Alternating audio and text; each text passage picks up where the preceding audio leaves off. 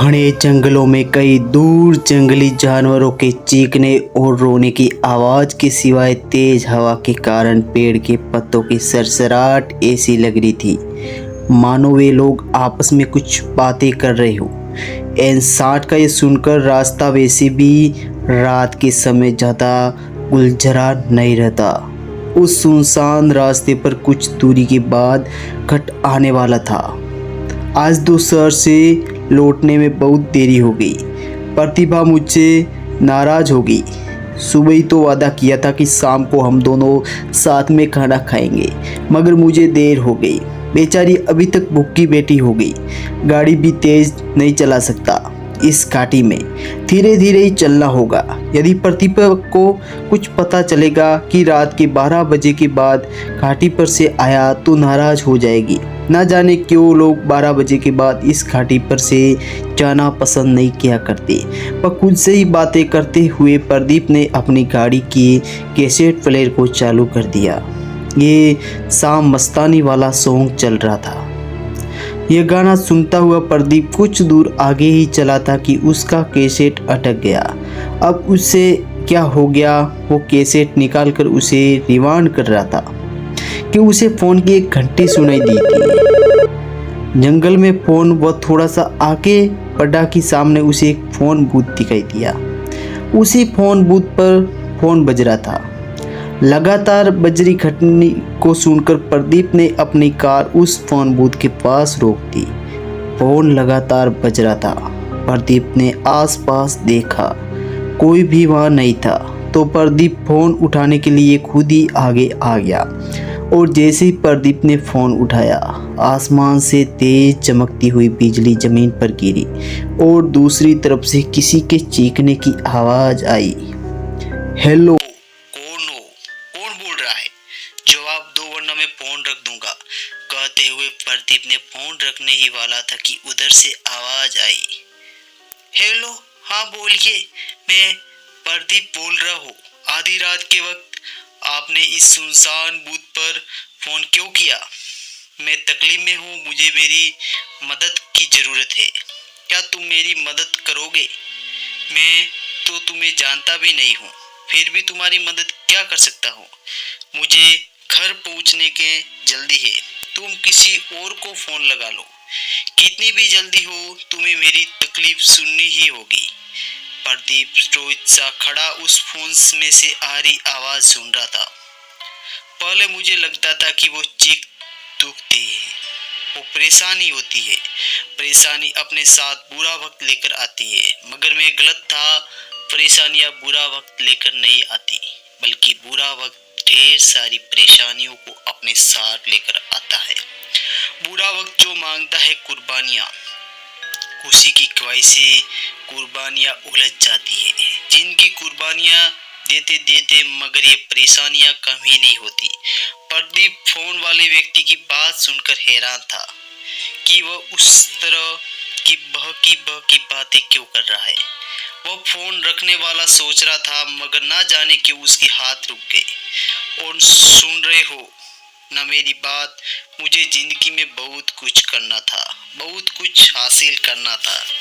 दिल और दिमाग की जद्दोजहद के बीच हमेशा दिमाग की जीत होती है और मेरी हर ख्वाहिश अधूरी रह जाती। मगर कभी ये परेशानियां तो कभी आत्मविश्वास की कमी। जिंदगी में वह हासिल ही नहीं कर पाया जो मुझे चाहिए था। बहुत थक गया हूँ, सब कुछ संभालते संभालते। काश कोई मेरी मदद कर हुए। वह एक पल के लिए खामोश हो गया। प्रदीप उसके दर्द में पूरी तरह डूब चुका था। उसकी बातें उसे अपनी सी लग रही थी। कभी कभी वह सोचता कि बचपन के दिन कितने अच्छे, कोई चिंता और कोई नहीं फिक्र था।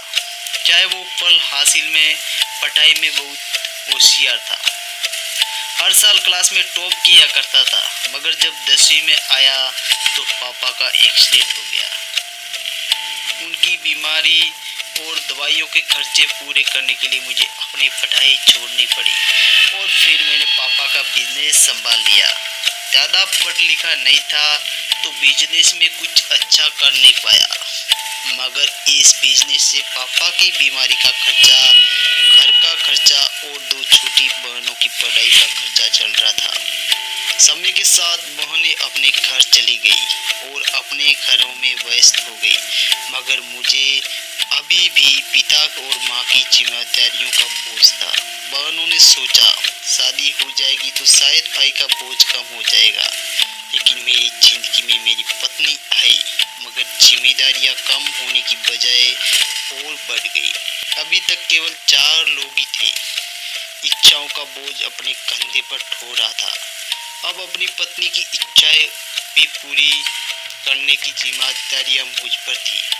छोटा सा बिजनेस और लोगों की इच्छाएं ढेर सारी। कई बार उनकी इच्छाएं पूरी न करने का मलाल मेरे मन में रहता था। मैं फिर धीरे धीरे नशे की गिरफ्त में आ रहा था। नशा समझ रहे हो ना, नशा कई तरह का होता है।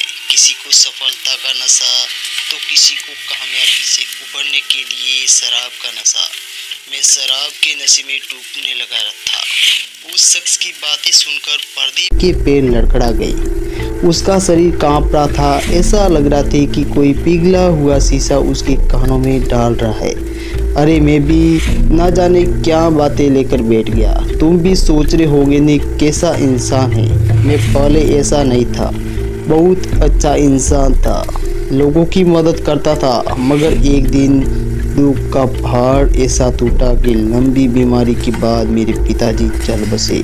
मैं शराब के नशे में ऐसा डूबा हुआ था कि कब उनका अंतिम संस्कार हुआ मुझे पता ही नहीं चला।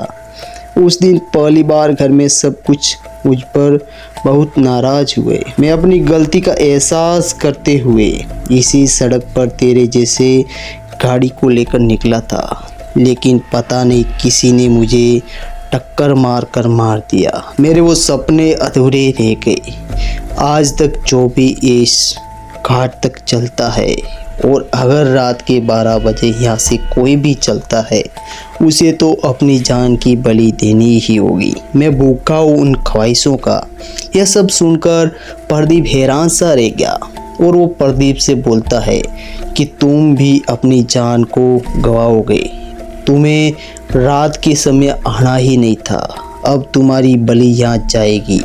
प्रदीप जैसे तैसे करके बूथ के बाहर निकलता है और अपनी गाड़ी को स्टार्ट करके वहाँ से निकल पड़ता है, लेकिन पता नहीं उस आत्मा ने प्रदीप को कैसे छोड़ दिया। फ्रेंड्स, अगर ये कहानी आपको पसंद आई हो तो आप चैनल को सब्सक्राइब ज़रूर से कर दीजिएगा और वीडियो को लाइक ज़रूर से कर दीजिएगा।